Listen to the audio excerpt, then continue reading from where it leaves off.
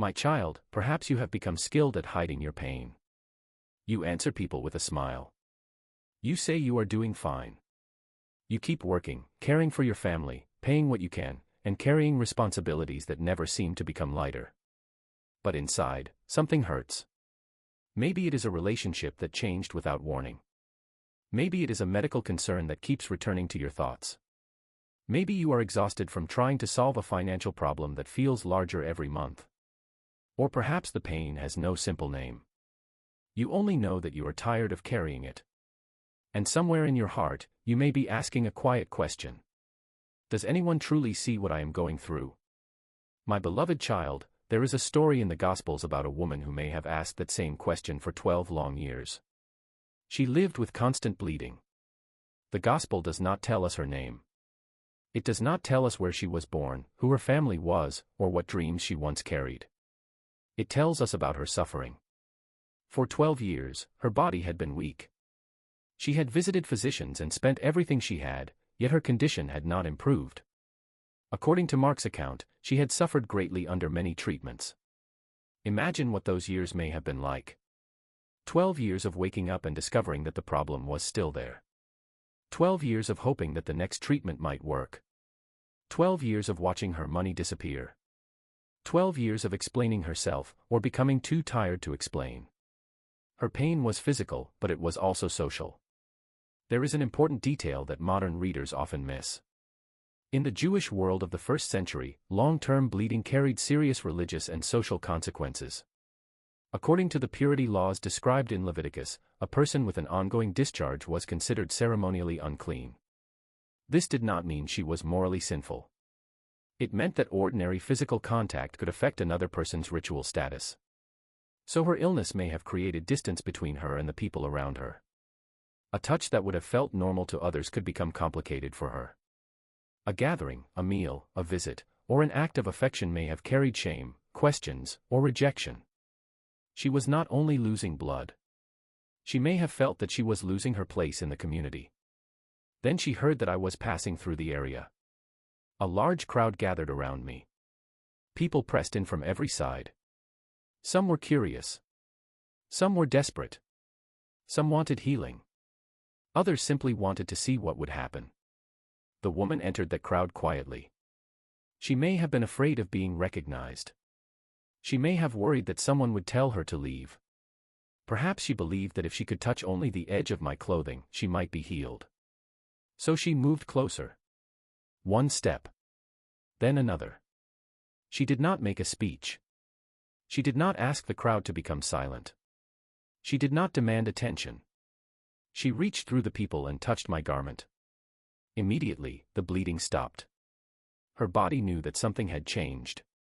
She may have thought the moment was over. Perhaps she hoped to disappear into the crowd without being noticed. But that was not the end of the story. I stopped.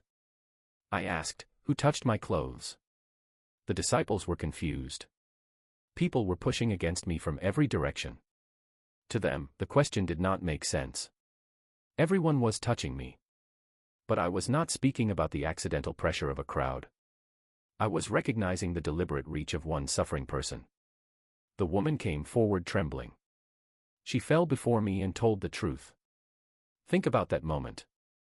For years, her condition may have made her feel hidden, ashamed, or unwanted.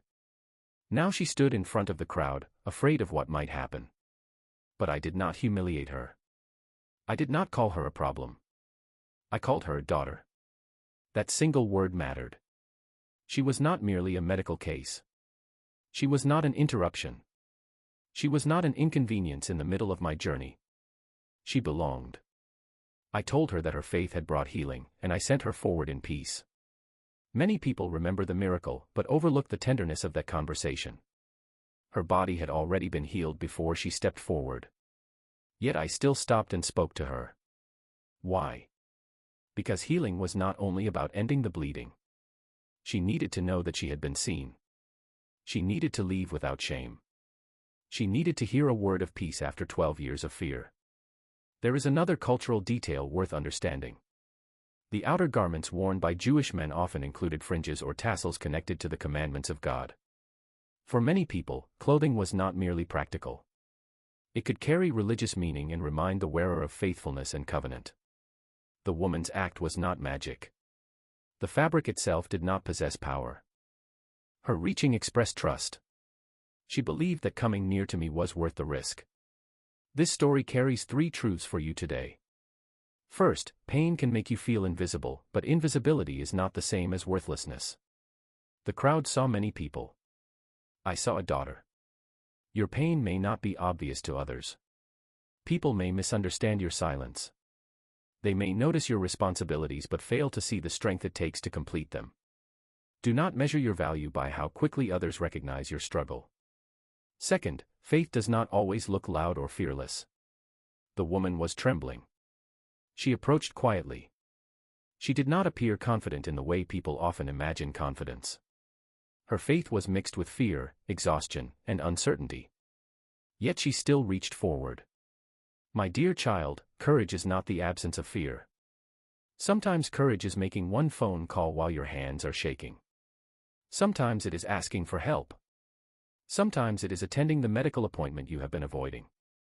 Sometimes it is telling a trusted person, I am not doing well, and I do not want to carry this alone. A small step can still be a faithful step. Third, peace is deeper than public approval. The woman had lived under the weight of social judgment. But I did not ask the crowd to decide whether she deserved compassion.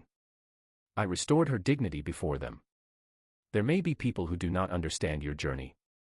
Some may criticize decisions they never had to make. Others may speak carelessly about pain they have never carried. You cannot build your identity on every opinion around you. You must learn to separate the voices that guide you from the voices that wound you. Today, your pain may look different from hers. It may be a bill you do not know how to pay. It may be a medical result you are afraid to open. It may be a relationship that has become painfully silent. It may be grief that returns at unexpected moments. It may be a child you are worried about, a job that feels uncertain, or a decision you are afraid to make. This gospel story does not promise that every problem will disappear immediately. It does not mean that prayer replaces wise planning, medical treatment, counseling, or practical support. It means that suffering does not remove your dignity. It means that asking for help is not failure. It means that even when your circumstances require time, care, patience, and difficult choices, fear does not have to make every decision for you. My beloved one, you do not need to solve your entire life tonight. You do not need to answer every question before you rest. Begin with one honest step. Write down the burden that feels heaviest.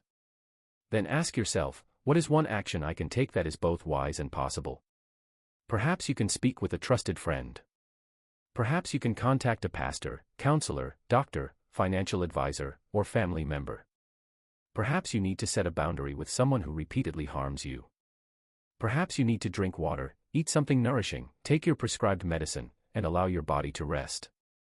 These actions may appear ordinary, but ordinary care can become part of healing. My precious child, your tears do not make you weak. Your exhaustion does not mean your faith has disappeared. Your need for support does not make you a burden. And the fact that you cannot see the entire road does not mean there is no next step. Do not let one painful season become the definition of your whole life. Do not let one person's rejection become the measure of your worth. Do not let fear convince you that silence is your only option. Reach toward what is good. Reach toward truth. Reach toward wise help. Reach toward the people who treat your life with care. And when you pray, you do not have to use perfect words. You may simply say, Jesus, I am hurting. Help me take the next faithful step. May your heart find room to breathe tonight. May the thoughts racing through your mind begin to slow. May you receive wisdom for the decisions in front of you and courage for the conversations you have been postponing. May those who are sick receive compassionate and appropriate care. May those who are grieving find patient companionship. May families in conflict discover an opportunity for honest and respectful communication. May those who feel invisible remember that their dignity has not disappeared. And may peace meet you, not as a promise that every problem will vanish overnight, but as strength for the step that is yours to take today. If these words speak to your heart, you may write this sentence in the comments. My pain does not define my worth. Carry that truth with you. You are more than what has hurt you, and you do not have to walk forward alone.